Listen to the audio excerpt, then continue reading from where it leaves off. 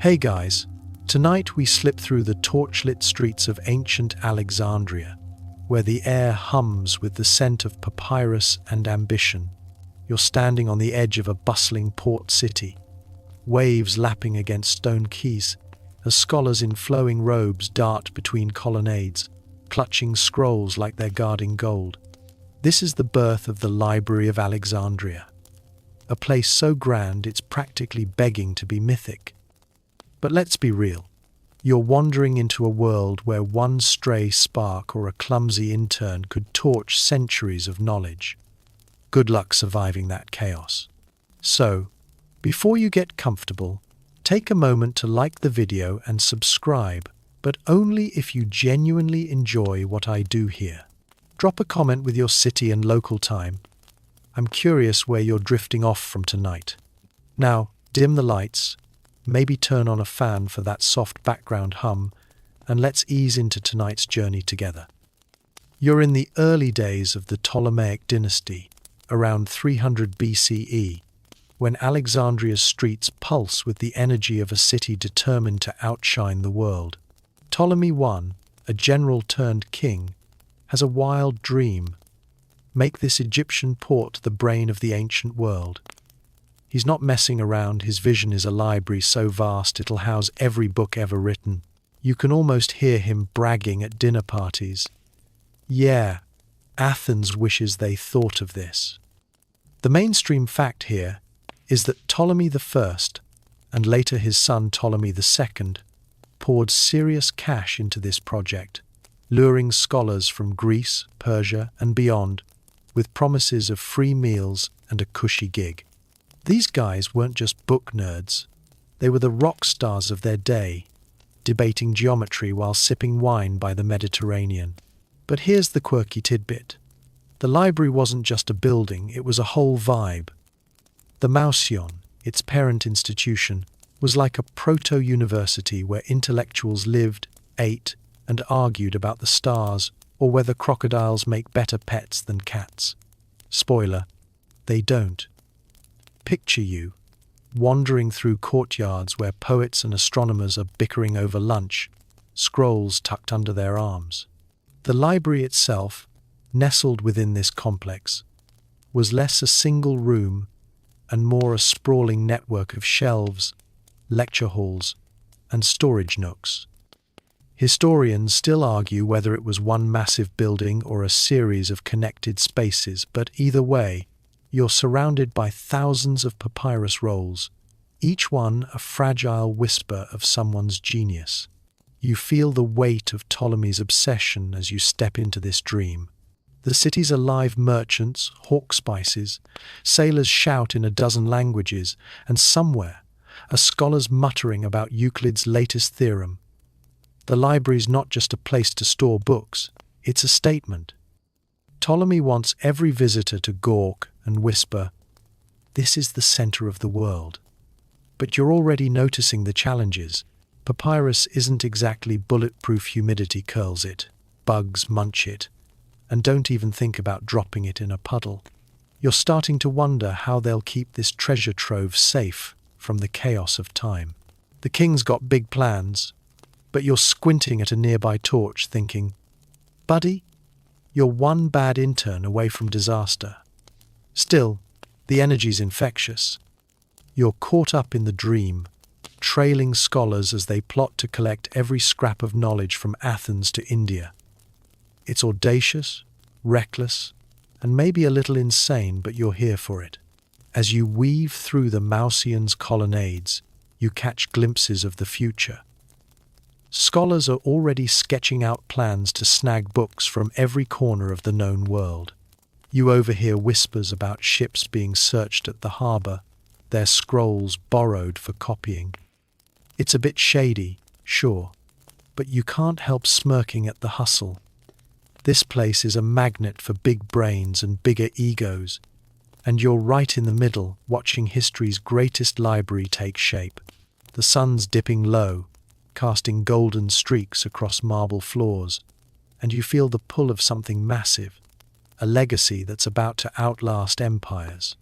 Or, at least, it'll try. You're sailing out from Alexandria's bustling harbour now, the salty breeze whipping through your hair as the ship creaks underfoot, loaded with eager scribes and a king's ransom in gold. The Ptolemaic rulers aren't content with just dreaming big, they're out here playing the ultimate book heist, scouring the Mediterranean and beyond for every scroll worth its ink. You can feel the thrill of the hunt, like you're on some ancient version of a library raid, but with camels and triremes instead of vans. Remember that grand vision from Ptolemy I? Well, he and his successors turned it into action, dispatching agents to Athens, Rhodes, and even as far as India to buy, borrow, or straight-up confiscate texts. The mainstream fact is that under Ptolemy II Philadelphus, the library's collection ballooned to hundreds of thousands of scrolls, thanks to aggressive acquisition policies that included searching every incoming ship and copying their books before letting them leave. But let's not sugarcoat it. You're basically witnessing state-sponsored piracy for knowledge. Picture this.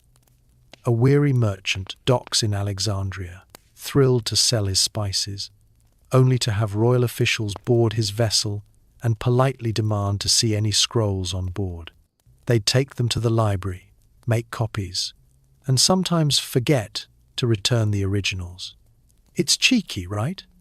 Like if your local library decided to keep your borrowed book and just send you a photocopy. One quirky tidbit whispers through the ages. Legend has it that Ptolemy III tricked the Athenians into lending him original plays by Euripides and Sophocles, putting down a massive deposit, then keeping the originals and forfeiting the cash. You're smirking at the audacity, imagining the Athenians' faces when they got cheap knockoffs back. Historians still argue whether this story is true or just juicy propaganda to hype the library's prestige, but it paints a vivid picture of how far these kings would go. As you bob on the waves, heading towards some distant port like Pergamon, you sense the risks baked into these quests. Scrolls aren't sturdy, travelers' papyrus frays in the humidity, ink smears if it gets wet, and let's not forget pirates who'd rather burn your cargo than read it. You're clutching a manifest of targets, medical treatises from Hippocrates' homeland, astronomical charts from Babylon, philosophical rants from Plato's academy. The agents you're traveling with are no slouches, they're polyglots, negotiators, and sometimes spies, whispering deals in shadowed taverns. We'll pay top drachma for that Aristotle manuscript, one says, sliding a pouch across the table. You're in on the game, haggling over a bundle of Persian poems that smell faintly of saffron and adventure. Deeper into the journey, the sun beats down like it's personally offended by your mission. You're parched, wiping sweat from your brow, but the excitement keeps you going. These acquisitions aren't random, they're strategic. The Ptolemies want dominance in every field: math, medicine, mythology. You dock at Ephesus, where a sly bookseller unrolls a map of the stars, etched by some forgotten astronomer. Rare find, he grins, and you know it's headed straight for Alexandria's shelves. But oh, the modern aside. If this were today, it'd be like governments hacking databases to steal research papers.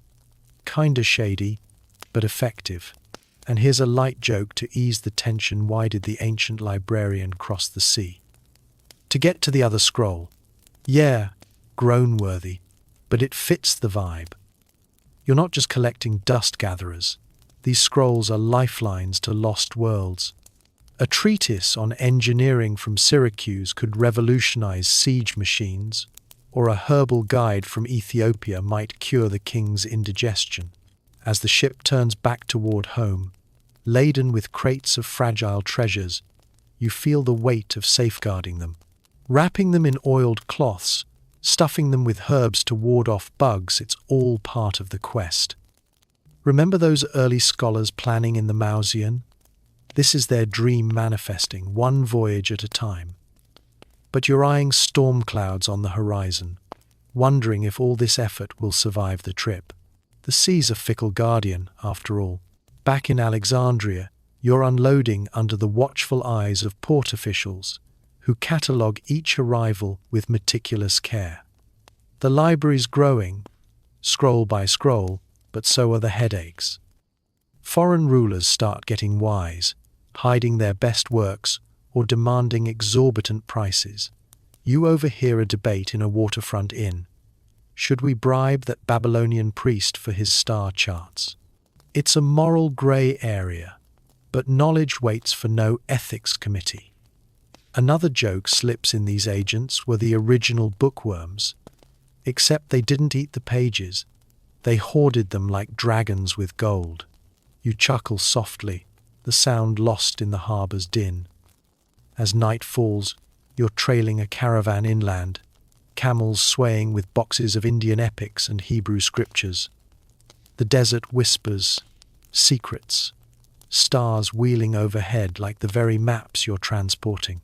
This isn't just acquisition, it's empire, building through ink, the quirky fringe. Some tales claim agents used carrier pigeons to send snippets ahead, ensuring duplicates if the originals sank.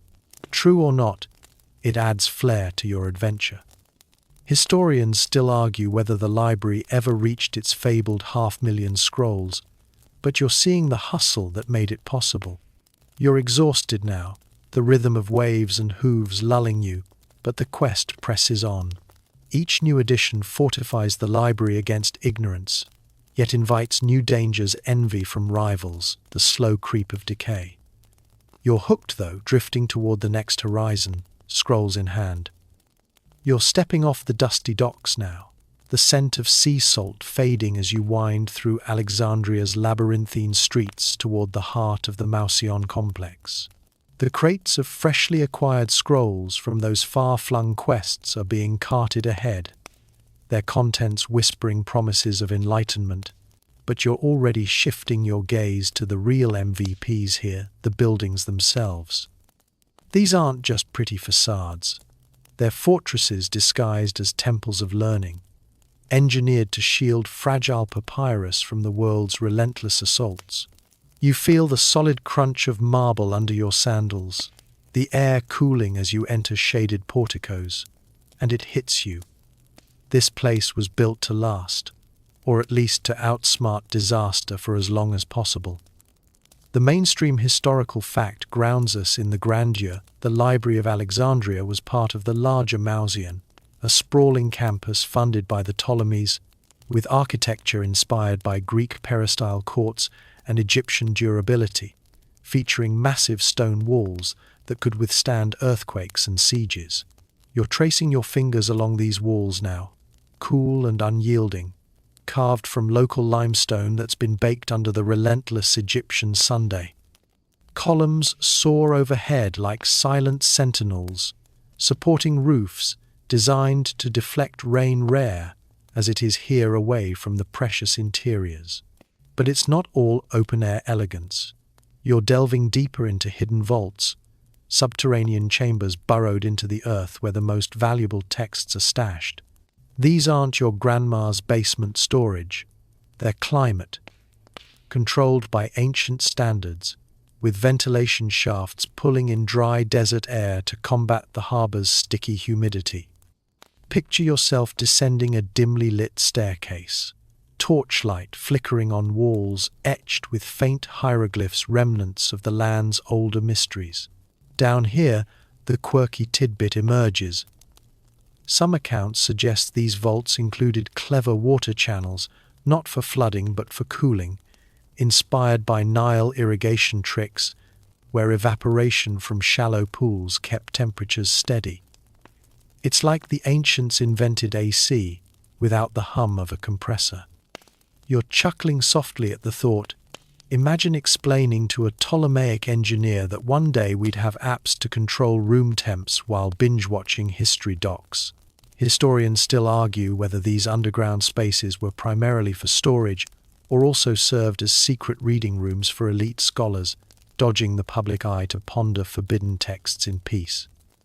As you explore further, the sensory details wrap around you. the faint, musty aroma of aged papyrus mingling with incense from nearby altars, the echo of your footsteps bouncing off vaulted ceilings like a whispered conversation through time. These structures weren't slapped together. Architects drew from the best of Greek precision and Egyptian eternity. Think pyramids meet Parthenon. You're poking into alcoves where shelves are recessed into walls, protected by wooden shutters that seal against dust storms rolling in from the Sahara. It's ingenious, really, but you're eyeing a crack in the stone, wondering if even this could hold back a determined quake. Modern aside, if this library were around today, it'd probably have a 5-star rating on Yelp for best earthquake-resistant book nook, but with complaints about the lack of Wi-Fi. Deeper in, you're discovering how the design thwarted more than nature. Hidden compartments, false walls, rumors, swirl of trapdoors leading to even secreter caches, perhaps booby-trapped with simple mechanisms like weighted stones to deter thieves. You're imagining the head librarian smirking as he demonstrates one. Try stealing Aristotle now, you rascal. Light joke number 1. Why did the ancient architect build hidden vaults? Because he wanted to keep the plot twists safe, get it? The scrolls had enough drama already. You're grinning in the dim light, the tension easing as you continue onward. The sturdy stone isn't just for show. It's a barrier against fire, that eternal book bane. Roofs tiled with non-flammable clay, floors paved to prevent sparks from oil lamps, every detail screams, safety first.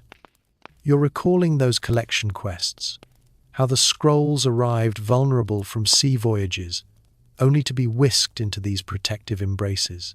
Up above, in the main halls, colonnades provide natural fire breaks, wide spaces where flames would struggle to leap from shelf to shelf.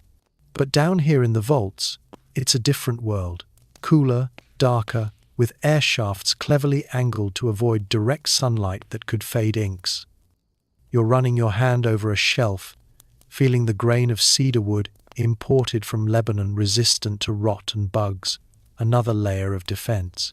Yet, nothing's foolproof, and you're sensing the sarcasm in the design's optimism.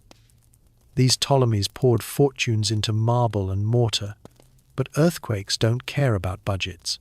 You're wandering a corridor lined with niches, each holding rolled-up treasures, secured by leather straps to prevent tumbling. Quirky fringe alert. Some fringe theories posit that certain vaults were aligned with astronomical markers, like mini-observatories, to harmonize the knowledge with the star's pseudoscience or genius. Either way, it adds a mystical hum to your exploration. And here's joke 2.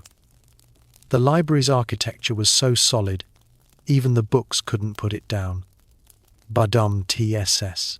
You're relaxing into the rhythm, the stone's coolness seeping into your bones.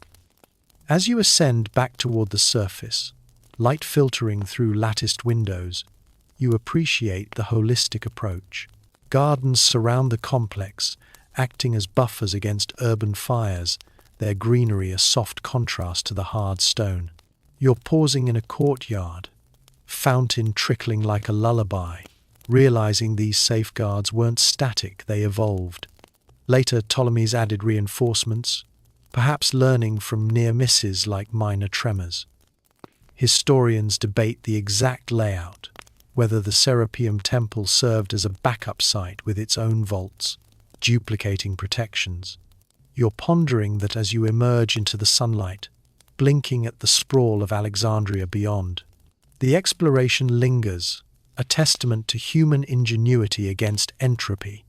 These structures, with their hidden depths and sturdy facades, embody the dream's resilience.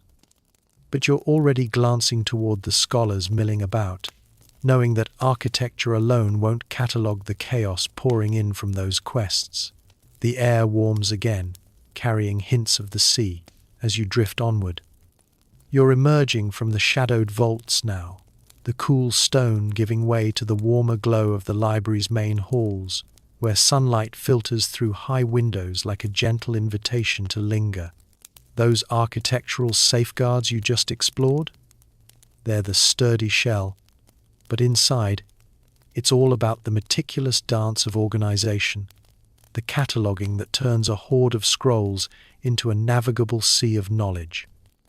You're weaving between long tables cluttered with unrolled papyrus, scribes hunched over with reed pens, their eyes squinting in concentration as they pin down the chaos. The air hums with the soft scratch of ink on fiber, a rhythmic ASMR that could lull you right to sleep if you weren't so intrigued by the sheer tedium of it all. This is where the real magic, or should I say, the real grind happens. The mainstream historical fact is that the library employed a system inspired by Aristotle's own collection, using pinaches, or catalogues, compiled by scholars like Callimachus, who divided works into categories like poetry, history, and rhetoric, listing them alphabetically by author. You're flipping through one of these imaginary pinaches now, a massive ledger bound in leather, its pages filled with neat columns, author, title, first lines for identification. It's like an ancient Dewey Decimal System, but without the decimals, just endless lists that make you appreciate modern search bars. Remember those crates from the collection quests, bursting with scrolls from Pergamon or Athens? They don't just get dumped on shelves. You're watching as librarians unroll each one carefully, noting contents, assigning labels, and slotting them into niches. But oh, the quirks in this process, here's a fringe tidbit. Some scrolls were reportedly tagged with dangling labels made from recycled papyrus scraps, inscribed with summaries and tied on with linen threads, almost like ancient dog tags for books. You're picturing a harried scribe fumbling with one, muttering as the thread tangles, and it's oddly endearing. Historians still argue whether these pinaches were comprehensive bibliographies or more like subject indexes, with some suggesting they included critical notes on authenticity, weeding out fakes from the real deals. You're meandering down aisles lined with pigeonhole shelves, each compartment holding rolls grouped by theme: philosophy here, medicine there, the organization a bulwark against the entropy that could swallow it all. The sensory pull is strong, the faint, earthy scent of papyrus mingling with the sharper tang of fresh ink, the occasional rustle as a scholar pulls a scroll free, unrolling it with a soft whoosh. You're leaning in close, watching a cataloguer at work, his fingers stained black, meticulously copying incipits the opening lines to avoid mix-ups. It's boring in the best way. A meditative routine that echoes the architectural calm you left behind. Modern aside, if this were today, they'd have barcode scanners and apps yelling, "Duplicate detected." But back then, it was all elbow grease and eagle eyes. And here's a light joke to break the monotony. Why did the ancient cataloguer break up with his girlfriend? She said he was too pinned down. Yeah, it's a stretch, but in this sleepy haze, it lands softly. As you drift further, you see the scale of it. Thousands upon thousands of rolls, each one a potential headache if misplaced. The process isn't flawless. You're spotting a debate brewing between two scribes over whether a Homer epic belongs under poetry or history echoes of those scholarly egos from the founding days. They cross-reference the pinaches, arguing in hushed tones, their voices a soothing murmur. To keep things safe, duplicates are noted, cross-listed, ensuring if one copy crumbles, another waits in the wings. You're trailing your hand along a shelf, feeling the textured rolls, some bound in protective cases of wood or ivory for the VIP texts. The organization extends to storage. Scrolls sorted by size, material, even origin, minimizing wear from constant handling. Deeper into the chronicles, you're uncovering the human element, the librarians who double as detectives, verifying authorship against known styles, sniffing out forgeries like that shady Euripides loan from the Acquisition Tales. It's a quiet battle, one pin at a time, against confusion and loss. Another joke slips in. Cataloguing was so detailed, even the scrolls had better resumes than most job applicants today. You're chuckling faintly, the sound absorbed by the hall's acoustics, designed, remember those sturdy stones, to muffle echoes and protect concentration. The tedium builds a rhythm, lulling you as you observe the pinning process up close. A scroll unrolls on the table, its edges weighted with smooth stones to prevent curling, and the scribe jots notes. Herodotus, Histories, Book 1. This is the display of the inquiry of Herodotus of Halicarnassus. It's repetitive, hypnotic, each entry a thread weaving the collection into coherence.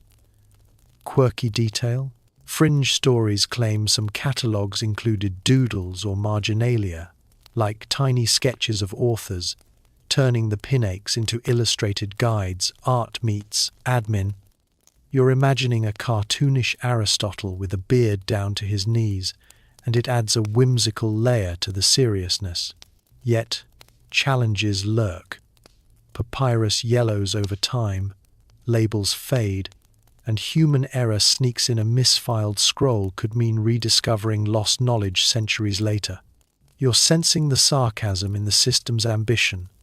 They're organizing the world's wisdom, but one lazy afternoon could undo it. Historians debate the pinache's survival, whether fragments we have are from the main library or offshoots, fueling endless academic squabbles. As you meander onward, the hall stretches endlessly, a testament to persistence. The scribes pause for a sip of water, their work a silent guardian, linking back to the vault's protections and forward to the watchers who'll enforce the rules. The air thickens with the weight of words preserved, your steps slowing in the cadence of cataloguing. It's all connected. The quests brought them here, the architecture houses them, and this organization makes them accessible, safe in their labeled homes. You're drifting now, the scratch of pens fading like a distant lullaby. You're lingering in the organized hush of those catalogued halls now, the scratch of pens fading into a deeper quiet as you turn your attention to the real unsung heroes, the people who stand between the scrolls and oblivion. These aren't just dusty bookkeepers, they're the scholarly sentinels, a cadre of dedicated guardians and librarians who patrol the aisles like watchful owls, enforcing rules that keep the chaos at bay. You feel their presence everywhere. A stern glance from behind a lectern, the soft shuffle of sandals on marble as they glide past, ensuring no one's getting too handsy with Hippocrates' latest treatise. It's a world of quiet authority, where a misplaced scroll could spark a minor crisis, and you're right in the thick of it, observing their vigilant routines. The mainstream fact anchors this guardianship in history. The library was overseen by a chief librarian appointed by the Ptolemaic kings, figures like Zenodotus or Eratosthenes, who not only managed the collection but also set strict access protocols, limiting entry to accredited scholars to prevent damage or theft. You're shadowing one now, a robed figure with a ledger under his arm, checking credentials at the entrance like an ancient bouncer at a VIP club. Name? Affiliation? Purpose? He murmurs, his voice a low rumble that echoes the architectural solidity you wandered through earlier. Only the worthy past philosophers from Athens, astronomers from Babylon, while curious tourists get politely turned away. These sentinels aren't passive. They enforce handling rules with an iron fist wrapped in velvet. No eating near the scrolls. Crumbs attract pests. No open flames beyond designated lamps. And absolutely no unrolling without supervision. But let's lean into the quirky side. These guardians had some fringe habits that add color to their watch. Whispers from ancient accounts suggest some librarians used scented oils on their hands, not for vanity, but to repel ink-fading moisture and bug-attracting sweat, turning their patrols into a faintly aromatic affair. You're imagining one dabbing on a mix of myrrh and cedar, smelling like a walking incense stick as he inspects shelves for signs of wear. It's oddly charming, like if your local librarian showed up spritzed with bug spray that doubles as cologne. Historians still argue whether these oils were standard practice or just eccentric preferences of a few, perhaps tied to Egyptian rituals for preserving sacred texts, blurring the line between science and superstition. The sensory immersion pulls you deeper. The faint creak of wooden ladders as a sentinel climbs to retrieve a high-shelf scroll. The subtle flicker of lamplight casting long shadows that dance like conspirators. You're close enough to hear the rustle of their robes. Feel the draft from ventilation shafts, those clever architectural features wafting dry air to aid their cause. These enforcers aren't all stern. There's a gentle sarcasm in their reminders, like a murmured, "Mind the edges, friend Papyrus bites back if mishandled." Modern aside, it's basically the ancient equivalent of "don't dog-ear the pages," but with higher stakes, since one tear could erase a chapter of history. And here's a light joke to soften the vigilance. Why did the librarian refuse to play cards? Because he was always dealing with too many scrolls. You're smirking in the dim light, the humor a brief respite in their serious world. As you follow a patrol through the aisles, you see the rules in action. Scrolls chained to reading desks in public areas, preventing wandering off, while private cubicles for trusted scholars allow freer access under watchful eyes. These sentinels double as repairmen, spotting frayed edges or faded ink during rounds, whisking damaged rolls to workshops for mending. Remember the cataloging chronicles. They cross-check those pin aches during inspections, ensuring nothing's gone astray. You're witnessing a minor drama unfold. A young apprentice caught doodling in the margins, earning a mild rebuke. "The gods gave us blank papyrus for that, lad." It's a human touch in the grandeur, these guardians bridging the gap between the Ptolemies' dreams and daily drudgery. Deeper into their domain, the enforcement gets intricate. Night watches involve rotating shifts, lamps dimmed to minimize fire risk, with sentinels listening for the telltale skitter of rodents or the drip of unseen leaks. You're huddled in a corner alcove, observing one-jot notes on potential vulnerabilities. Shelf 3. North Wing reinforce against dust. Their dedication borders on obsession, fueled by royal decrees that tie their livelihoods to the library's integrity. Quirky tidbit redux? Some fringe lore claims guardians employed trained cats not for cuteness, but as natural pest controllers, prowling shelves to hunt book-munching insects. Picture a tabby perched on a pedestal, eyes gleaming like it owns the place. True or tall tale, it fits the era's blend of practicality and whimsy. The cadence slows as you absorb their rhythm, a sleepy ASMR of whispered consultations and the occasional clink of keys securing vault doors. These rules aren't arbitrary. They're lifelines against the environmental foes lurking just outside humidity from the harbor, pests from the gardens. You're sensing the weight on their shoulders, guardians of not just books, but the collective human intellect.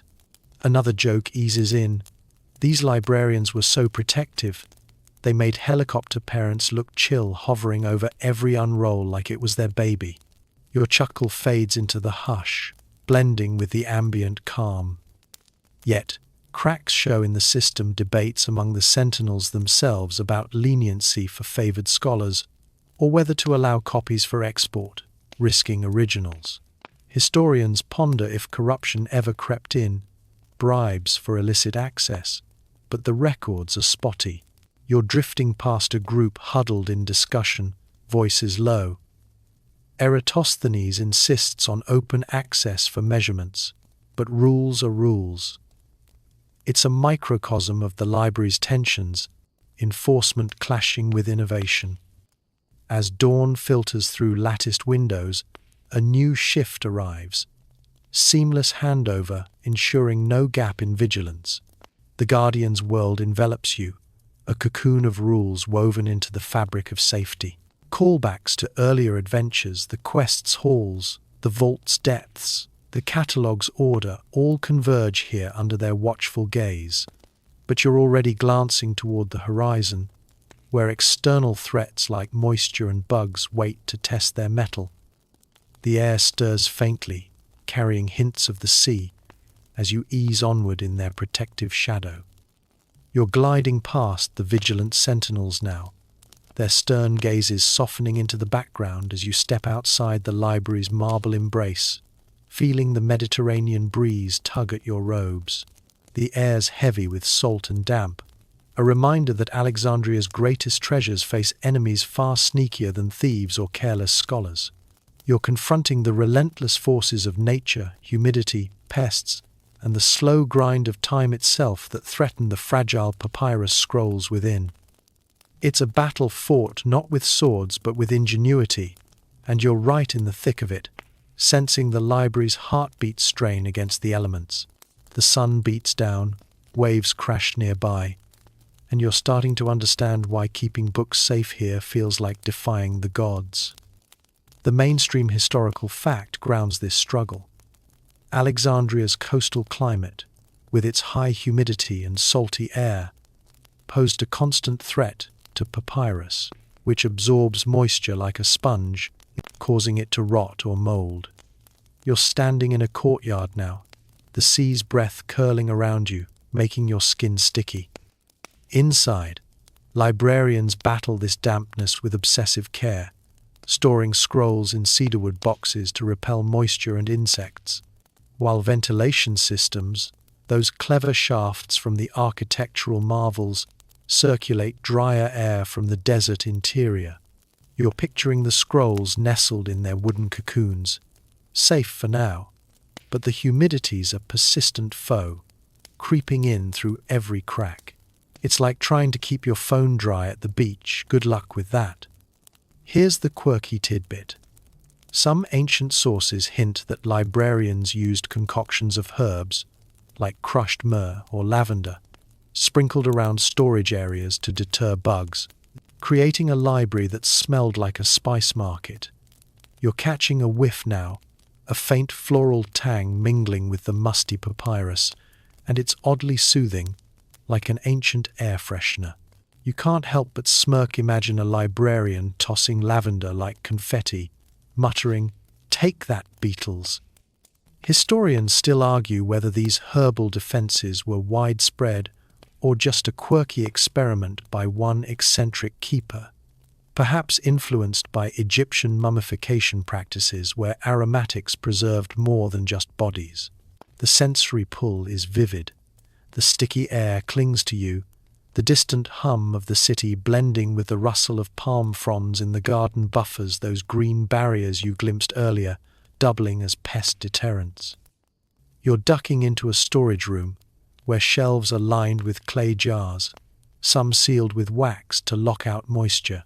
The librarians, those sentinels you trailed, make daily rounds here, inspecting for telltale signs of trouble, a curl of mold, a nibbled edge, or the faint skitter of a silverfish.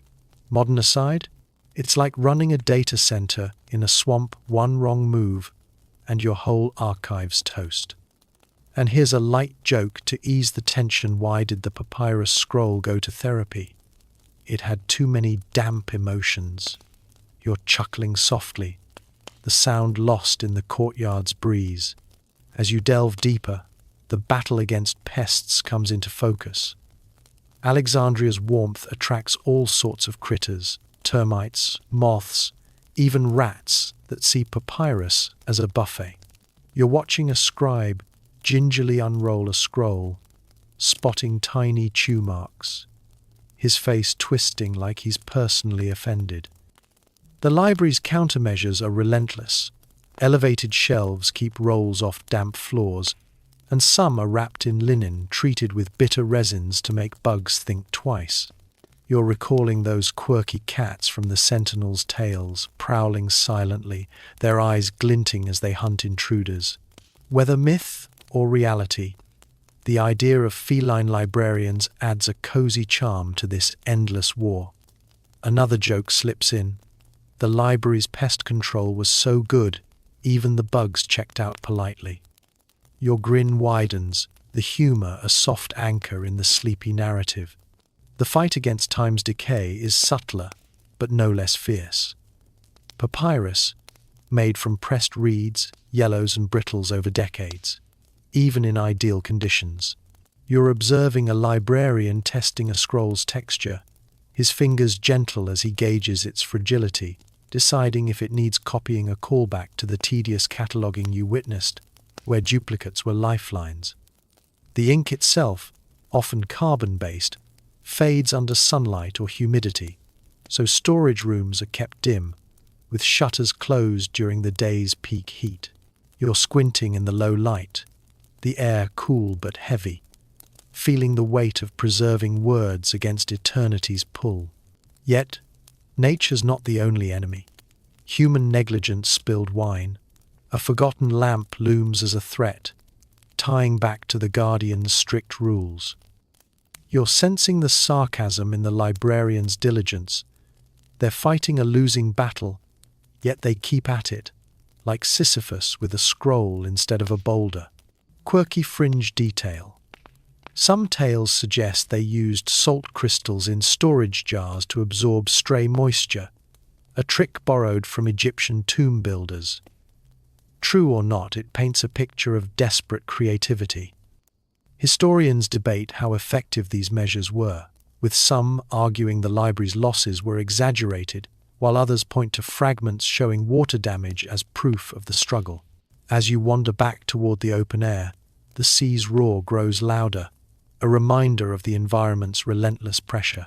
The library's defenses, herbs, wood, ventilation, are a testament to human stubbornness, a refusal to let knowledge slip away. But you're already glancing toward the next challenge, the painstaking work of copying that ensures these scrolls outlive their fragile originals. The breeze carries a faint hum of activity, pulling you onward in this quiet, endless fight. You're drifting back into the library's inner sanctum now, the salty tang of the sea fading as you enter a quieter space where the air hums with focus and the faint scratch of reed pens. The battle against humidity and pests rages on outside, but here you're immersed in a different kind of warfare. The slow, meticulous art of copying scrolls to ensure their survival. These aren't just backups, they're lifelines, breathing new life into fragile originals that could crumble under time's relentless march. You're standing among scribes hunched over tables, their fingers stained with ink, eyes bleary from hours of squinting at fading texts. The rhythm of their work is hypnotic, like a lullaby woven from patience and precision, pulling you deeper into the library's heartbeat. The mainstream historical fact anchors this labor. The Library of Alexandria relied heavily on a team of skilled copyists who reproduced texts to preserve them, a practice that not only saved originals from overuse, but also spread knowledge by sharing duplicates with other centers like Pergamon. You're watching a scribe now, unrolling a brittle scroll of Euclid's geometry, his hands steady as he traces each line onto fresh papyrus.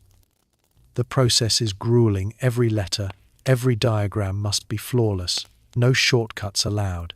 These copies are stored separately, often in those sturdy vaults you explored, ready to replace originals when they inevitably fray. It's a race against decay, and you're marveling at the dedication, each pen stroke a tiny act of defiance against oblivion. But here's the quirky tidbit. Some sources whisper that copyists occasionally slipped in their own annotations, little notes or doodles in the margins, like ancient Easter eggs for future readers. You're peering over a scribe's shoulder, catching a faint sketch of a ship next to a nautical poem, and you can't help but grin. It's like finding a post-it note in a textbook, proof that even ancient nerds had personality. Historians still argue whether these additions were encouraged as scholarly commentary or frowned upon as defacement, with some suggesting they helped verify a copy's authenticity. You're imagining a librarian finding one, rolling his eyes. Not another boat doodle, Demetrius. The sensory pull is rich, the soft crackle of fresh papyrus unrolling, the sharp scent of ink mixed with cedar from the storage boxes, the faint creak of wooden stools as scribes shift their weight. You're close enough to see the sweat bead on a copyist's brow, his lamp casting a warm glow that dances across the table. Modern aside, this is like backing up your hard drive by handwriting every file. Tedious, doesn't. System. Apologies. It seems my response cut off mid-sentence.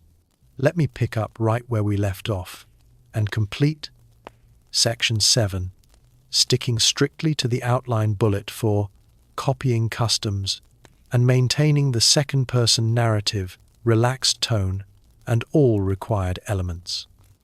Ibis, but vital when your data's one fire away from vanishing. You're back in the copying room, the air thick with focus, as scribes labor to preserve the library's soul.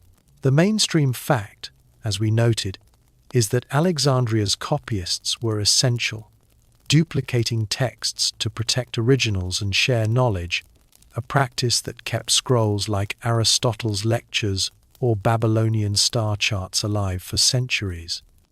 You're hovering near a scribe now, his reed pen gliding over fresh papyrus, copying a medical text letter by letter, his precision almost meditative. Each finished roll is a small victory, destined for those cedar-lined vaults you wandered through, safe from the humidity and pests you faced outside. That quirky tidbit bears repeating. Some copyists snuck in marginalia doodles or notes, like a tiny ship beside a sailor's epic or a snarky comment about a poet's word choice.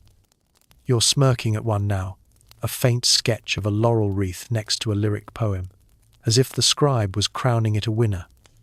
It's human, charming, like a medieval monk doodling cats in a manuscript.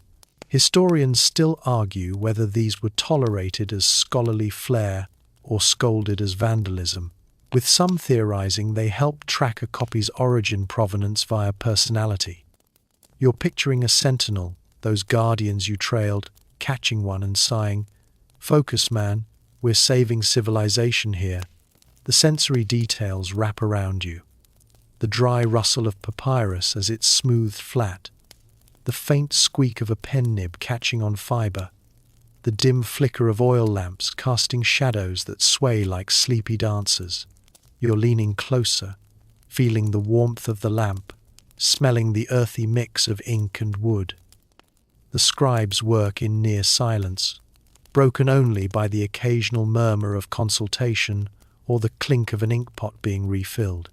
Modern aside, it's like transcribing a Wikipedia page by hand while your Wi-Fi's down soul, crushing but noble. And here's a light joke to keep things breezy. Why did the scribe keep copying?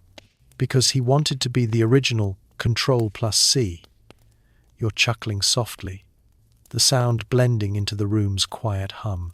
As you drift deeper, you see the stakes of this labor.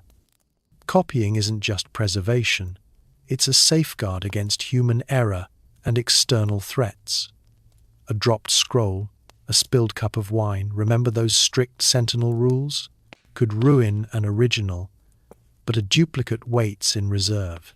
You're watching a scribe pause to stretch his cramped fingers, his eyes scanning for mistakes, knowing one wrong symbol in a math proof could throw off generations. The process ties back to the cataloging you witnessed, where pinakes track these duplicates, ensuring they're findable. Some scrolls are copied multiple times, especially popular ones like Homer's epics, their edges worn from scholars' eager hands. You're marveling at the foresight, the library's layered defenses, quests, vaults, catalogues, now this building a fortress of knowledge. But it's not flawless. Errors creep in. A tired scribe might misread a word, turning hero into heron, and sparking centuries of debate over poetic intent. You're catching a hushed argument between two copyists over a smudged Greek verb. Their voices low but heated, like academics bickering over a footnote, quirky fringe detail. Some tales claim copyists used colored inks for corrections, red or blue to mark fixes, making scrolls look like ancient red-line drafts. True or embellished, it adds a vibrant touch to their grind. And here's another joke. To lighten the load, copyists were so slow, they made snails look like sprinters. You're grinning.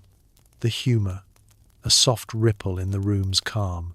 The challenge looms larger as you linger. Papyrus is scarce, expensive, and copying takes hours, days for longer works.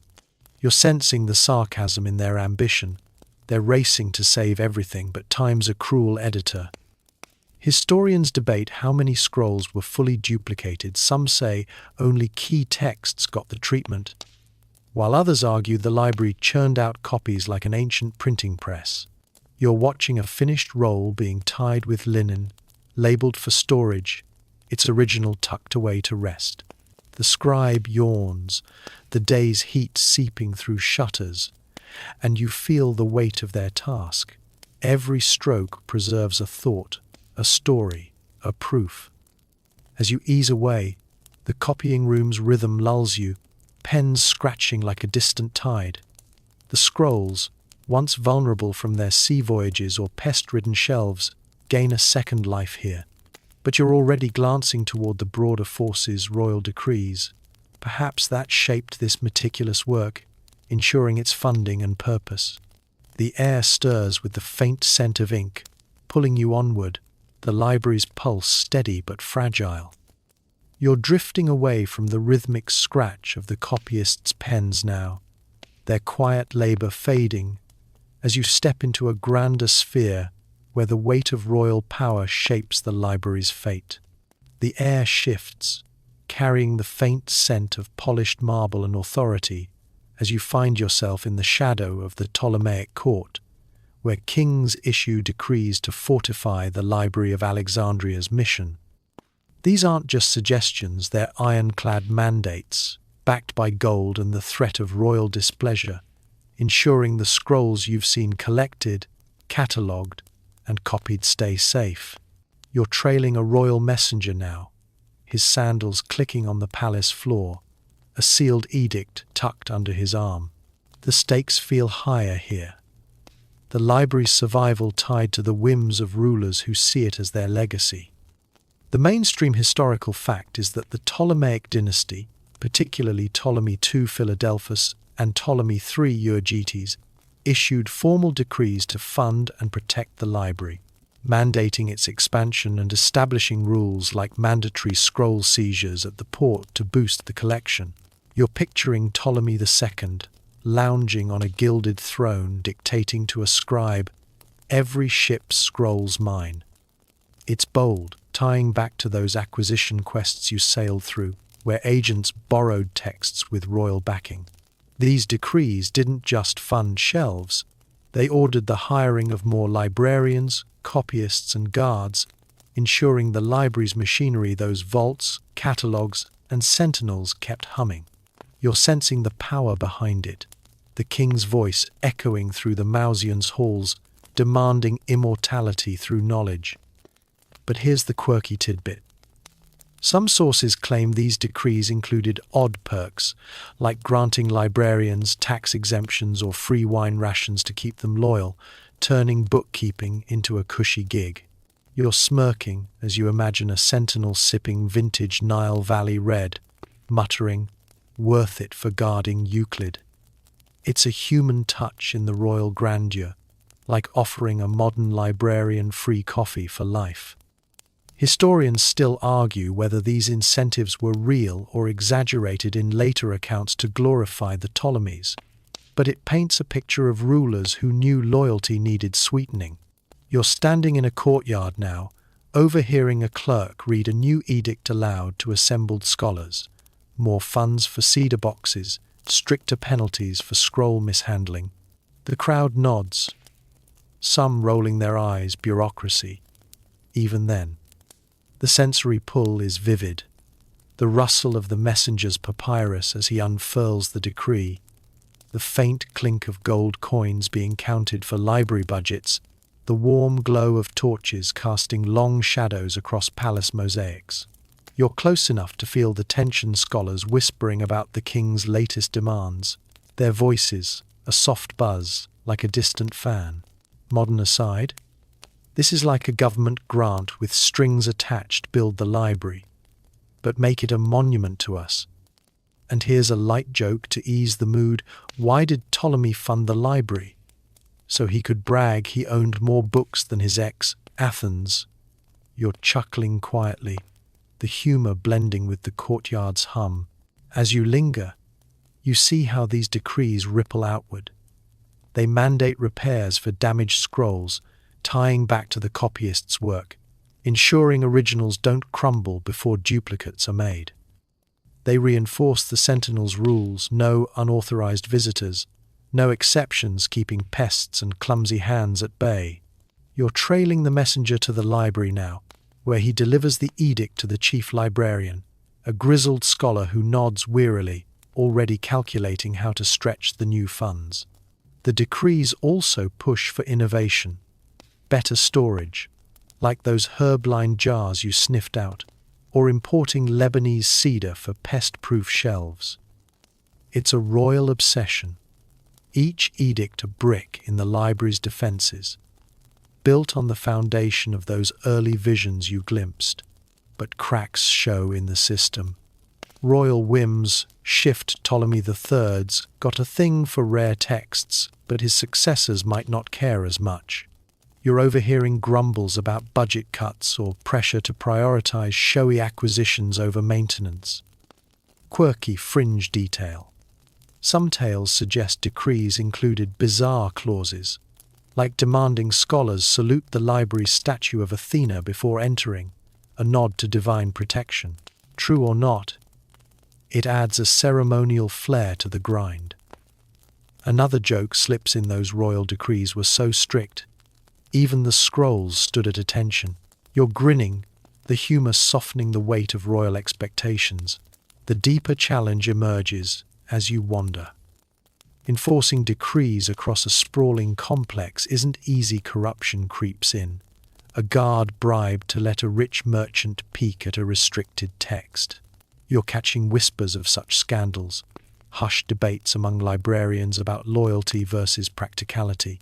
Historians still ponder how consistently these decrees were enforced, with some arguing later Ptolemy's let the library's upkeep slide, distracted by wars or politics. You're watching the chief librarian scribble orders to comply with the latest edict: more copyists, tighter security, his brow furrowed like he's solving a puzzle with missing pieces. The palace fades as you drift back toward the library's halls, the edict's words lingering like a royal echo. These mandates tie the library's threads together: acquisitions, architecture, cataloguing, copying, guarding, all underpinned by the crown's will. But you're already sensing the next threat, the flicker of flames in the distance, a reminder that even royal decrees can't stop fire's hunger. The air carries a faint whiff of smoke, pulling you onward in this delicate dance of preservation. You're slipping away from the weighty echoes of royal decrees now, the palace's grandeur giving way to the familiar hush of the library's halls, where a new spectre looms: not kings or scribes, but fire, the ancient enemy of all things papyrus. You're standing in a sunlit atrium, the air warm and dry, but your eyes are darting to the flickering oil lamps perched on reading desks, their tiny flames dancing like mischievous spirits. The library's guardians, architects and copyists have built a fortress of knowledge, but fire doesn't care about stone walls or meticulous catalogues. You're diving into the fabled efforts to fireproof this treasure trove, a mix of clever engineering and whispered myths that feel like a high-stakes gamble against catastrophe. The mainstream historical fact is that the Library of Alexandria employed early fire prevention tactics, like using clay-tiled roofs and stone floors to minimize flammable surfaces and spacing shelves widely to act as fire breaks, a design rooted in the Mausians' robust architecture.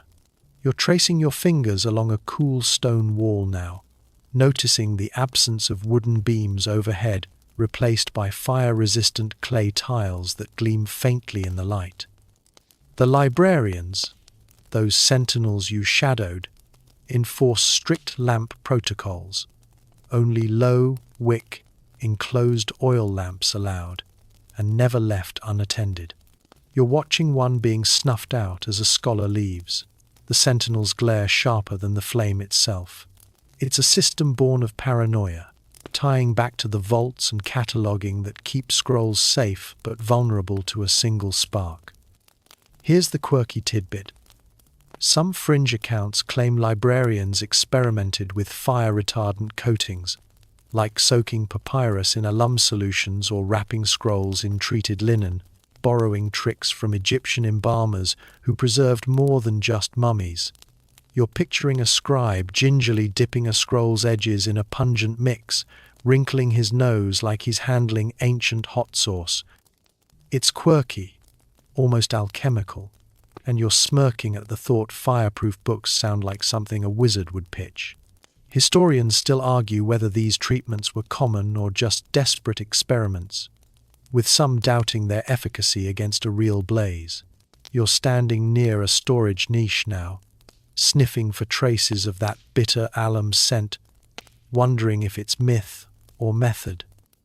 The sensory pull is vivid, the faint warmth of a nearby lamp, its light casting soft shadows across rows of scrolls, the dry rustle of papyrus as a librarian checks for damage. The air feels charged, like the library knows it's one accident away from disaster. You're noticing the wide aisles, those architectural fire breaks designed to stop flames from leaping shelf to shelf, a callback to the sturdy stone you admired earlier. Modern aside? It's like installing sprinklers in a server room, except your servers are 2,000-year-old reeds and your backup plan is praying to Athena. And here's a light joke to ease the tension. Why did the scroll fear the lamp? Because it didn't want to get lit. You're chuckling softly, the sound swallowed by the atrium's quiet. As you wander deeper, the fireproofing efforts come into focus. Scribes store scrolls in clay jars or stone-lined niches, sealed against stray sparks, while water basins are strategically placed not for drinking, but to douse small flames. You're pausing by one, its surface reflecting the ceiling's geometric patterns, and you're half tempted to splash it, just to see a sentinel's reaction. The library's gardens, those green buffers you glimpsed, double as fire barriers, their damp soil a natural shield against urban blazes creeping from Alexandria's wooden slums. You're recalling the copying customs, how duplicates were scattered across vaults to ensure some survived a fire's wrath. It's a layered defense, each precaution a thread in the library's fragile tapestry. But the threat's real, and you're sensing the sarcasm in their optimism. Fires were common in ancient cities. Torches, lamps, even cooking braziers could turn a market into an inferno. You're overhearing a hushed debate among librarians. Move the lamps farther from the shelves? One suggests, while another snaps. Then how will we read? It's a practical tension, safety versus utility, and you're feeling the weight of their choices. Quirky fringe detail. Some tales whisper of fire drills where scholars practiced evacuating scrolls to the vaults, like schoolkids ducking under desks. True or not, it's a vivid image robed nerds clutching armfuls of papyrus, sprinting like it's the ancient Olympics. Another joke slips in: those drills were so rushed, even the scrolls got out of breath. Your grin fades into the calm, the humor, a brief spark in the quiet. The deeper challenge emerges as you linger. No matter how many clay tiles or sealed jars, a big enough fire like the one tied to Caesar's siege centuries later could overwhelm it all. You're picturing that future, a flicker of dread as you glance at the lamps again. Historians debate how much of the library's losses were from fire versus neglect, with some arguing small blazes damaged more than we think, nibbling away at the collection over time. You're watching a sentinel patrol, his eyes scanning for stray embers, his vigilance a silent prayer against the inevitable. As you ease toward the exit, the atrium's warmth lingers, a reminder of the delicate balance. The library's fireproofing ties back to every layer: royal funds, sturdy walls, vigilant guards, careful copies, yet it feels like tempting fate. You're already glancing toward the next threat, the humankind, where thieves lurk in the shadows, eyeing the scrolls. The air carries a faint, smoky undertone, pulling you onward in this endless quest to protect. You're stepping out of the fire-wary atrium now, the flicker of lamps fading as you weave through the library's quieter corridors, where a different kind of threat slinks in the shadows: thieves, those cunning opportunists who'd love to snag a scroll of Plato or sneak off with a rare star chart. The air feels sharper here, tinged with suspicion, as you trail a sentinel pacing the aisles, his eyes darting to every scholar who lingers too long. The Library of Alexandria's treasures are magnets for sticky fingers, and you're diving into the clever ways its guardians thwarted theft, turning the museum into a fortress not just against nature, but human greed. It's a cat-and-mouse game, and you're right in the middle, sensing the tension beneath the scholarly calm. The mainstream historical fact is that the library employed physical anti-theft measures, like chaining valuable scrolls to desks or shelves in public reading areas, a practice borrowed from Greek temples where sacred texts were secured similarly. You're standing by a reading desk now, running your fingers over a thin bronze chain looped through a scroll's wooden rod, its links clinking softly like a warning. These chains aren't heavy, more symbolic than ironclad, but they make stealing a hassle, forcing would-be thieves to fumble under watchful eyes. Sentinels, those guardians you followed, patrol constantly, their presence a deterrent as much as the chains themselves. You're catching one's glance, his eyebrow raised like he's sizing you up, and you can't help but feel a little guilty for loitering. Here's the quirky tidbit. Some accounts suggest the library used cursed labels, papyrus tags inscribed with fake hexes like "May thieves lose their hands," to scare off superstitious pilferers. You're smirking as you spot one dangling from a scroll, its tiny script promising divine wrath. It's less about magic and more about psychology, like sticking a "Beware of dog" sign on a gate with no dog. Historians still argue whether these curses were widespread or just a playful scare tactic, possibly inspired by Egyptian temple practices where sacred objects carried warnings. You're imagining a thief hesitating, glancing at the god's statues lining the hall, wondering if it's worth the risk. The sensory pull is subtle but gripping.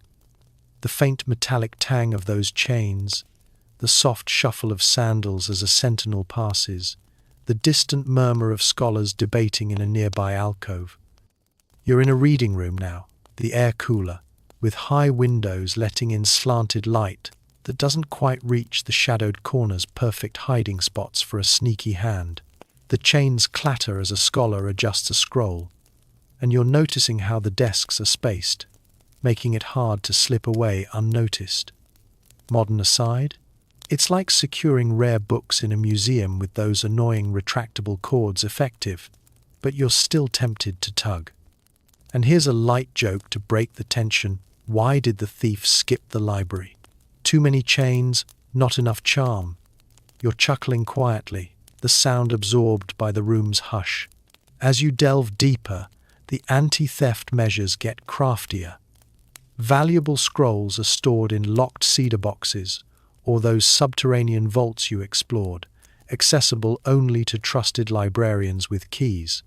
You're picturing a sentinel unlocking one, the click echoing like a vault door in a heist movie. In public areas, scrolls are often partial copies, those duplicates from the copying rooms leaving originals safe below ground. You're recalling the cataloguing chronicles, where Pinakes tracked every roll, making it easier to spot a missing one during nightly checks. The system's tight, but not infallible. You're overhearing a hushed report of a near theft, a scholar caught slipping a poetry fragment under his robe, claiming it was an accident. The sentinel's sarcasm is palpable. Sure, and I accidentally memorized Homer.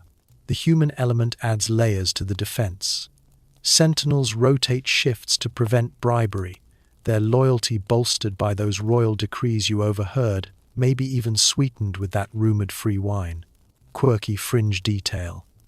Some tales suggest the library employed decoy scrolls blank or low-value rolls left in easy reach to trap careless thieves, like fake wallets for pickpockets.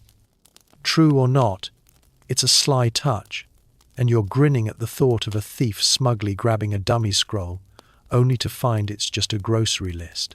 Another joke slips in those decoys were so convincing, even the thieves gave them a 5-star review. Your smile lingers, easing the tension of this watchful world. But the threat persists.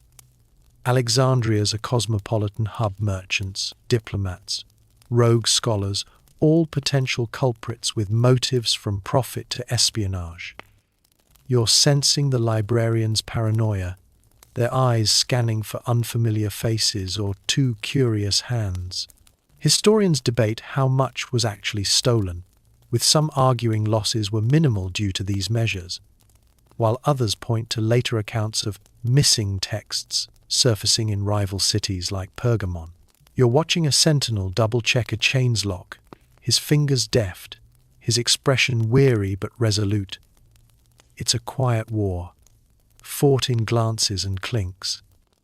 As you ease toward the next hall, the weight of vigilance settles over you, the chain's faint rattle a reminder of the library's fragility. Every layer quests, vaults, catalogues, copies, decrees builds to this, a shield against human greed.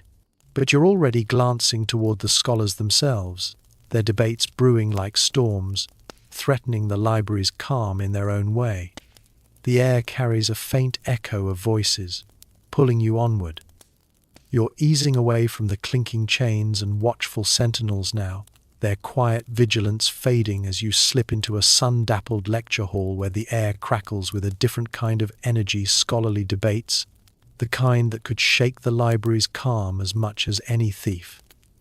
You're surrounded by robed thinkers, their voices rising and falling like waves, arguing over ideas that feel as vital as the scrolls themselves. The Library of Alexandria isn't just a vault for books, it's a crucible for minds, and you're diving into the heated discussions about how to safeguard knowledge itself through reason, rivalry, or restriction. It's less about locks and more about egos, and you're right in the thick, feeling the buzz of intellect and tension.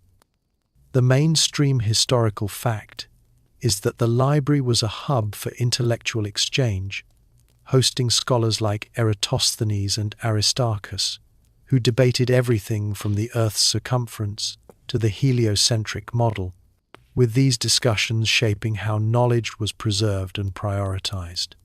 You're perched on a marble bench now, listening as a mathematician gestures wildly, insisting his new theorem deserves pride of place on the shelves. These debates weren't just academic flexing. They decided which texts got copied first, which ideas were worthy of protection, indirectly fortifying the library by ensuring only the best survived. You're catching echoes of the copying customs, where duplicates preserved what these scholars deemed essential. But here's the quirky tidbit. Some debates got so heated, they spilled into petty pranks like hiding a rival's scroll in the wrong niche to delay their work. You're smirking as you imagine a philosopher sneaking a geometry text into the poetry section, chuckling like a school kid. It's a glimpse of humanity amid the high-mindedness, proof even ancient nerds had a mischievous streak. Historians still argue whether these rivalries strengthened the library by weeding out weak ideas or risked chaos by prioritizing egos over order.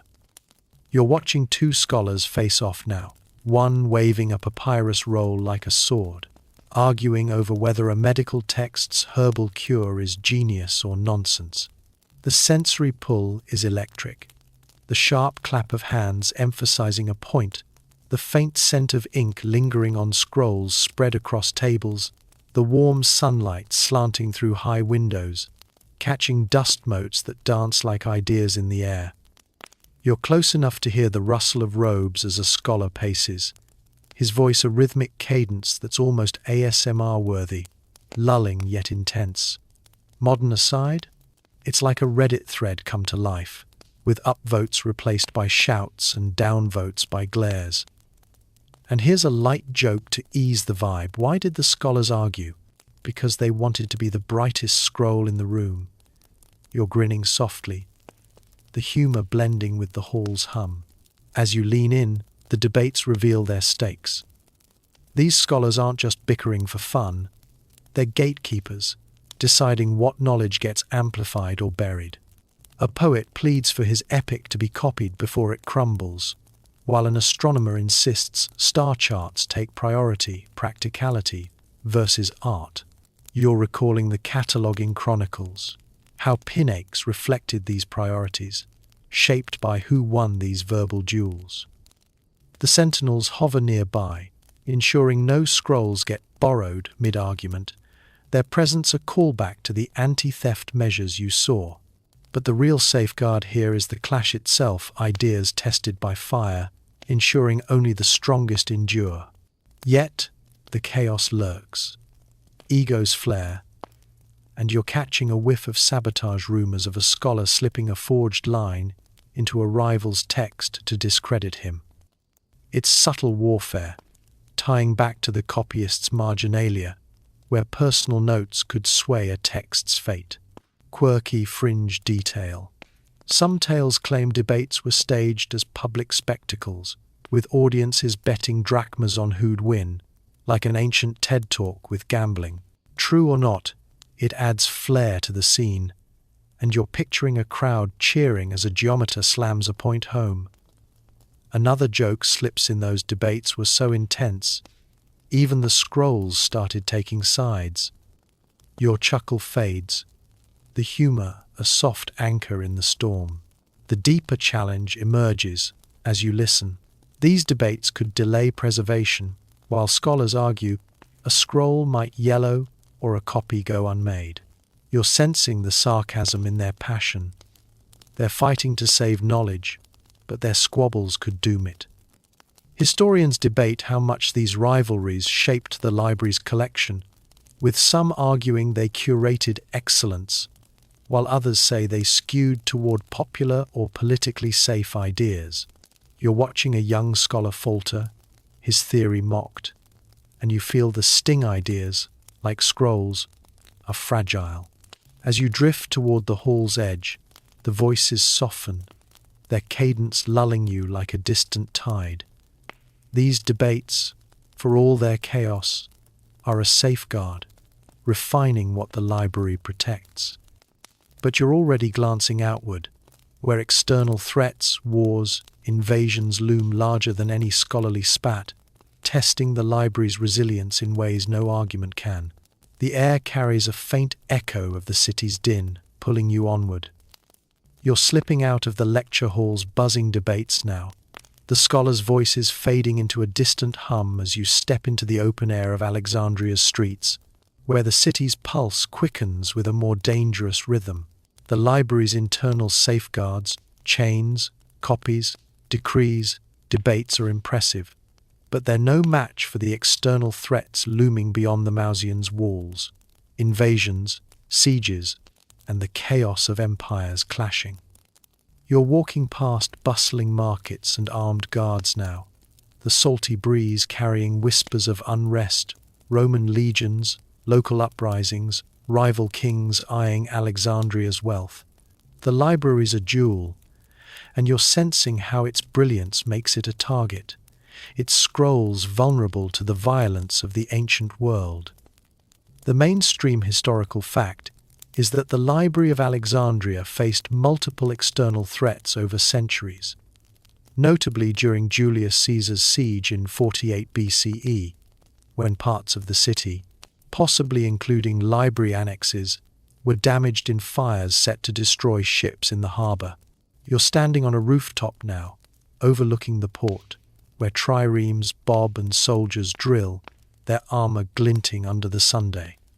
The library's core, nestled in the mausoleum, was built to withstand quakes and flames. But a siege is another beast. Starvation, looting, or collateral damage could unravel years of preservation. You're picturing Caesar's troops, torches in hand, not caring about papyrus as they torch the docks.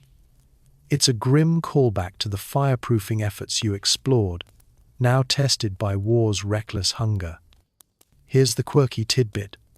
Some fringe stories claim the library's defenders hid key scrolls in nearby temples during sieges, trusting priests to guard them under divine protection, like stashing your valuables at a neighbor's during a storm.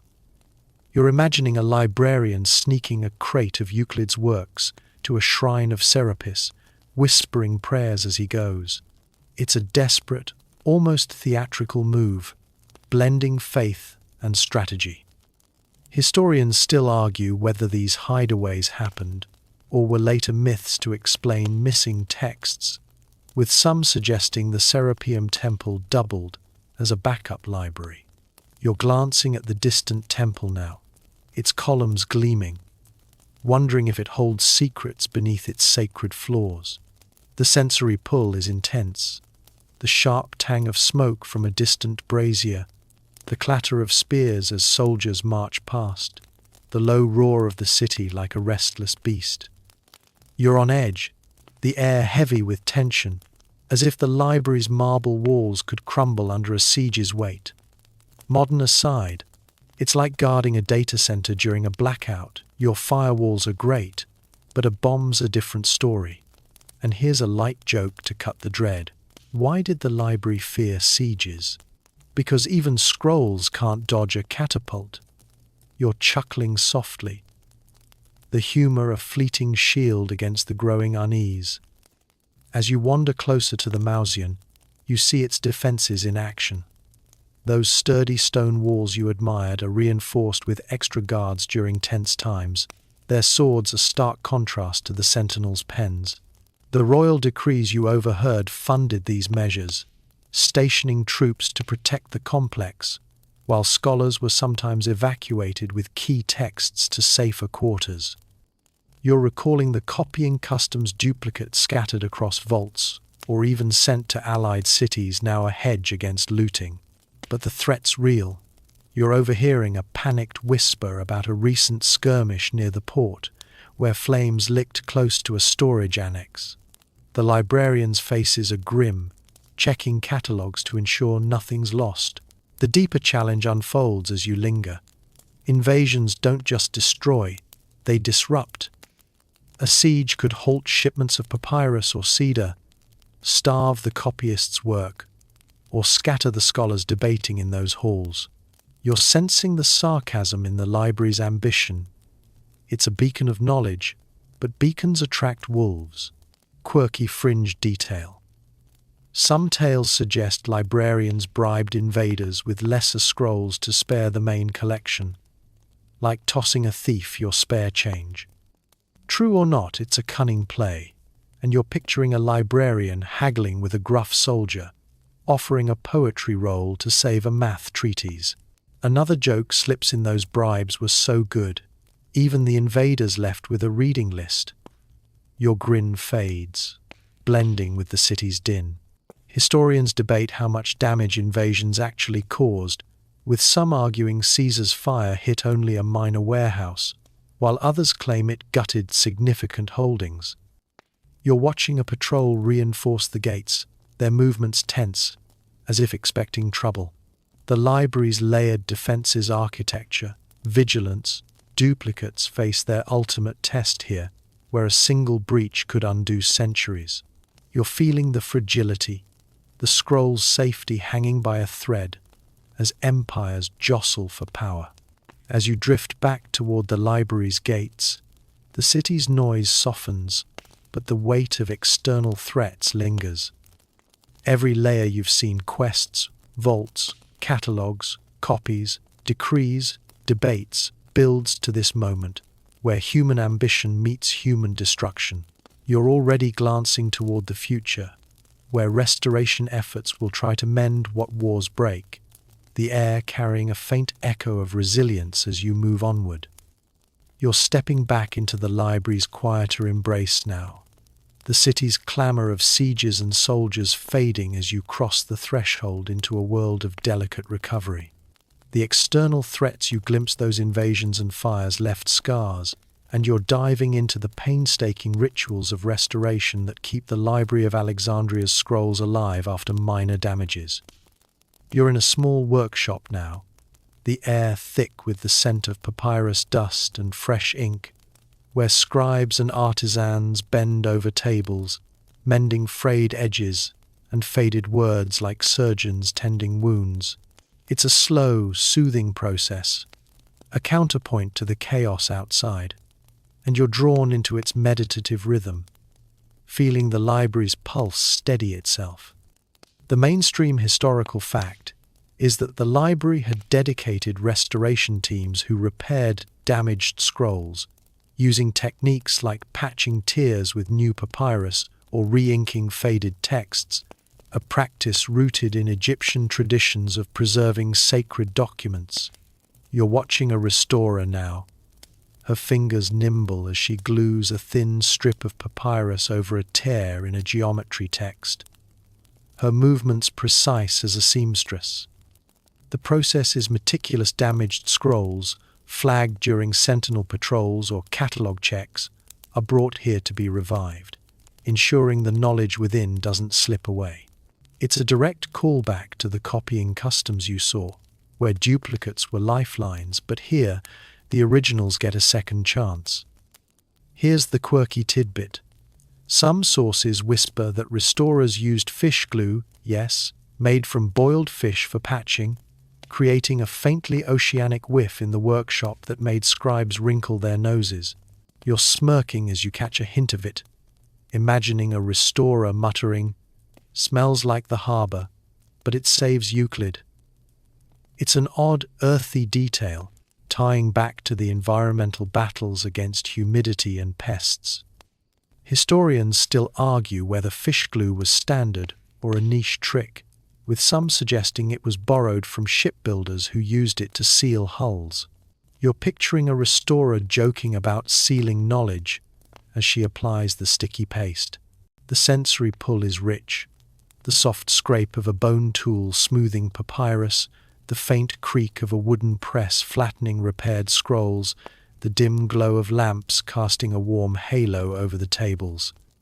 You're close enough to hear a restorer's steady breathing, her focus almost hypnotic, like an ASMR whisper of care. Modern aside, it's like restoring a rare book in a museum, except your tools are reeds and fishy glue, and your deadline is before it crumbles to dust. And here's a light joke to keep it airy. Why did the scroll need a restorer? It had a rough chapter in life. You're chuckling softly, the sound blending with the workshop's calm. As you linger, the restoration rituals unfold. Tiers are patched with precision, the new papyrus cut to match the original's grain so it blends seamlessly. Faded ink, often victim to that humidity you battled, is retraced with fresh carbon mixes, the restorer cross-referencing copies to ensure accuracy. You're recalling the cataloging chronicles, where pinaches help track these originals, guiding restorers to the right duplicates for reference. Some scrolls, too fragile to unroll, are gently steamed open under damp cloths, a delicate dance to avoid further splits. You're marveling at the patience. Each repair a small resurrection tying back to the sentinel's vigilance and the copyist's foresight. But the work's not perfect. A botched repair could smudge a word, altering a theorem or poem forever. You're overhearing a hushed debate between restorers. Re-ink it fully or leave the faint original, one asks, echoing the scholarly debates you eavesdropped on. The stakes feel personal, each scroll a piece of humanity's mind. Quirky fringe detail. Some tales claim restorers consulted astrologers to pick auspicious days for major repairs, believing the stars aligned for success. True or superstition, it adds a mystical hum to their craft. Another joke slips in: those restorers were so good, they could patch a scroll and your broken dreams. Your grin fades, the humor a soft thread in the quiet. The deeper challenge emerges as you watch. Restoration is costly papyrus, ink, skilled hands all demand royal funds. Those decrees you heard about. Minor damages pile up.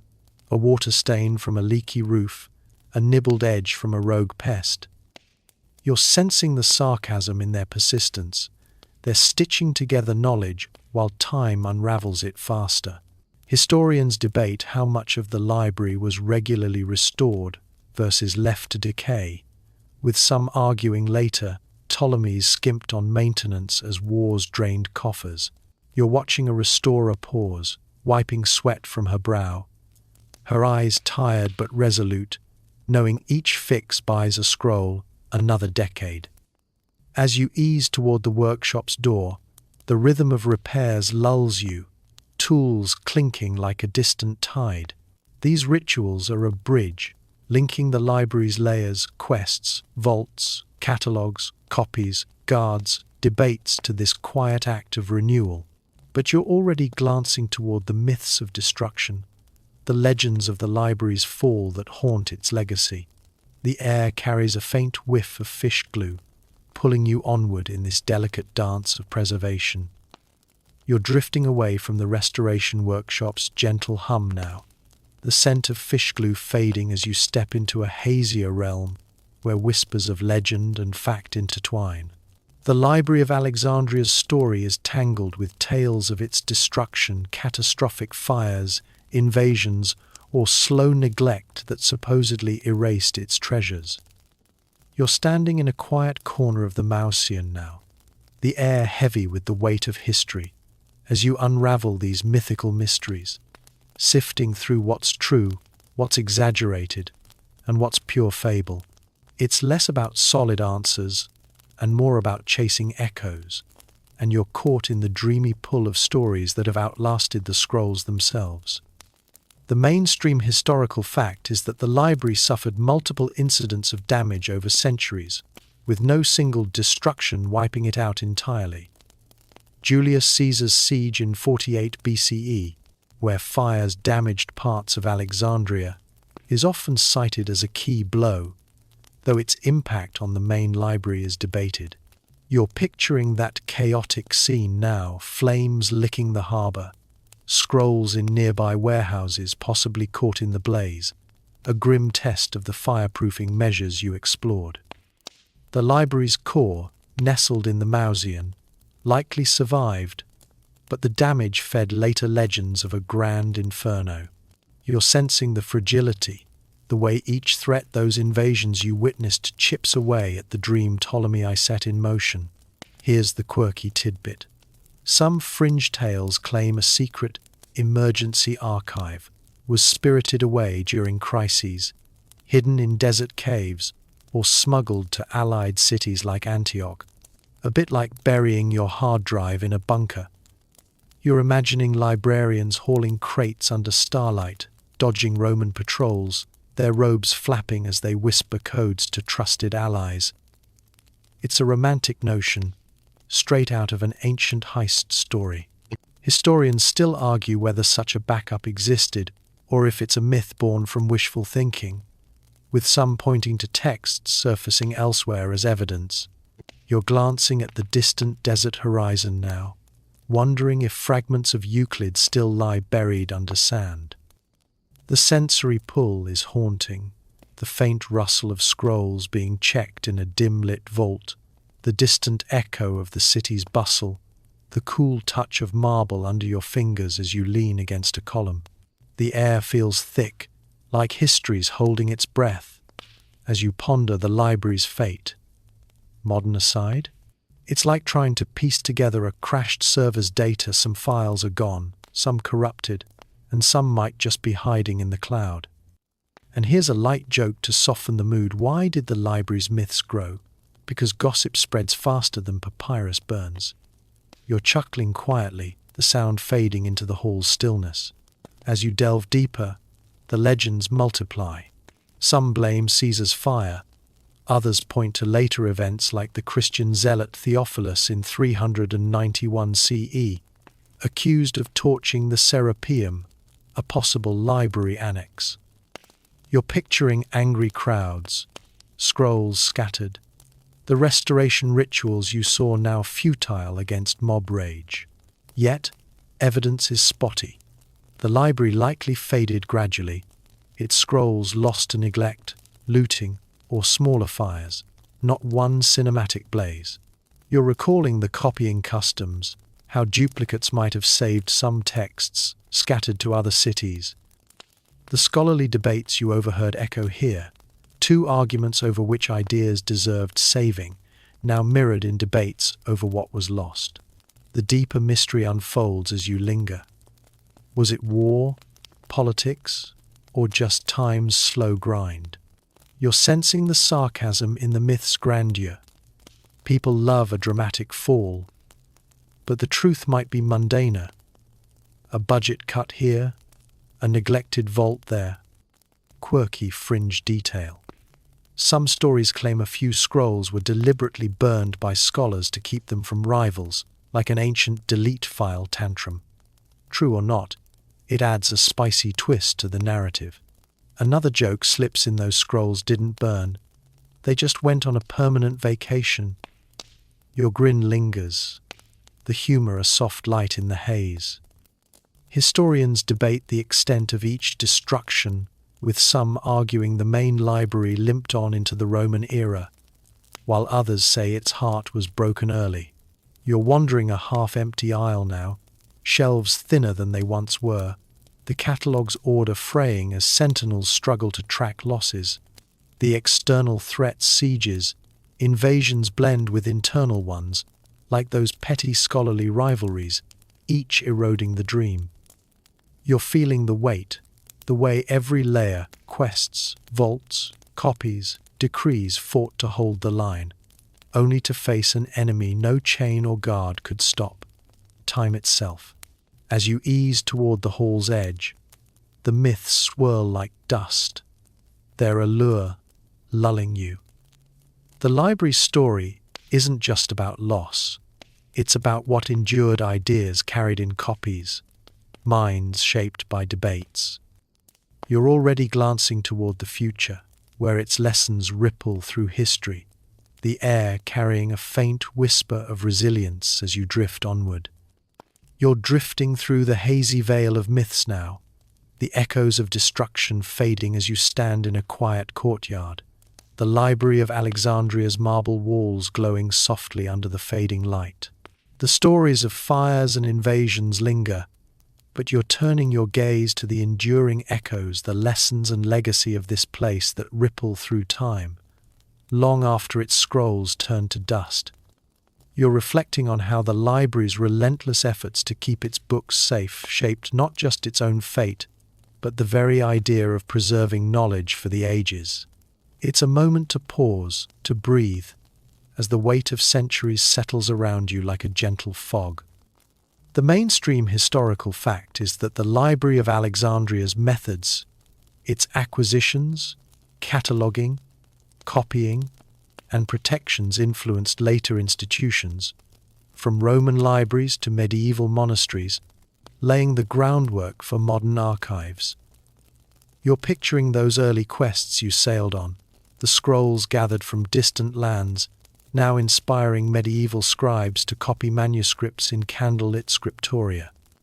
The pinaches you saw catalogued, the vaults you explored, the sentinel's vigilance, all these became blueprints for safeguarding knowledge, their echoes in university libraries and digital databases.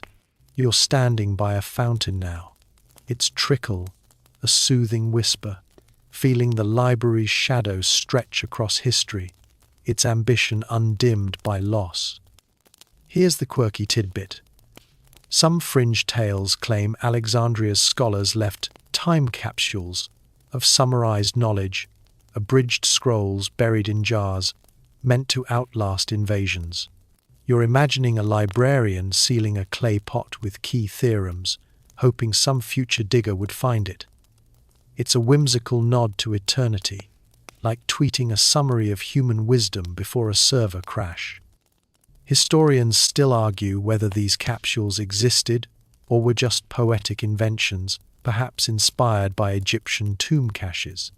You're glancing at the courtyard's earth, half wondering if a jar lies beneath, waiting to spill its secrets. The sensory pull is soft, the fountain's murmur blending with the distant hum of Alexandria's streets, the cool marble under your hand, the faint scent of olive oil from nearby lamps. The air feels lighter now. The library's struggles against pests, fire, thieves, wars melting into a broader legacy. Modern aside, it's like the library was the first cloud backup, only with papyrus and a lot more drama. And here's a light joke to carry you along. Why did the library's legacy last? Because its ideas checked out for good. You're smiling faintly, the humor a gentle nudge in the twilight. As you linger, the lessons crystallize. The library taught the world to value redundancy. Those copies you watched being made, scattered to vaults or other cities, ensured ideas survived. Its catalogues inspired order. Its debates refined what was worth saving. You're recalling the royal decrees, their funding fueling a dream that outlived the Ptolemies. The quirky defenses, fish, glue, chained scrolls, even those mythical cats showed creativity in the face of chaos. Every layer you've explored, from acquisition to restoration, built a model for resilience, even if the library itself faded. You're sensing the sarcasm in its endurance. It didn't survive, but its playbook did, whispering to every archive since. The deeper reflection unfolds as you stand still. The library wasn't just about books. It was about defying time, a human stand against oblivion. You're feeling its pulse in the debates that shaped minds, the copies that carried Euclid to the Renaissance, the vaults that inspired museum basements. Historians debate how much of its collection directly survived versus how much was reborn through copies elsewhere. But you're seeing its spirit in every library you've ever visited. Another joke slips in: those scrolls didn't die. They just got a sequel in every book ever shelved. Your chuckle is soft, blending with the fountain song. Wind down. Now, let's slow it down, easing into the quiet as the courtyard's light softens to a golden haze. You're sitting by the fountain, its gentle trickle washing away the weight of centuries. The library's story, its quests, its battles, its myths, fades into a warm glow, like embers settling after a long fire. You've walked through Alexandria's dreams, felt the pulse of its scholars, smelled the ink and cedar, heard the clink of chains and the whisper of debates. It's all behind you now, a story told, its lessons tucked safely in your mind like a scroll in a vault. The air is cool, the stars beginning to peek through the twilight, each one a tiny echo of the knowledge that endured. You're safe here, wrapped in the calm of history's embrace. No need to fight time's pull anymore. Let the city's hum fade. Let the marble's coolness soothe you. Let the fountain's rhythm carry you to rest. Sleep's waiting, gentle and sure, ready to cradle you as the library's legacy whispers on. Sweet dreams.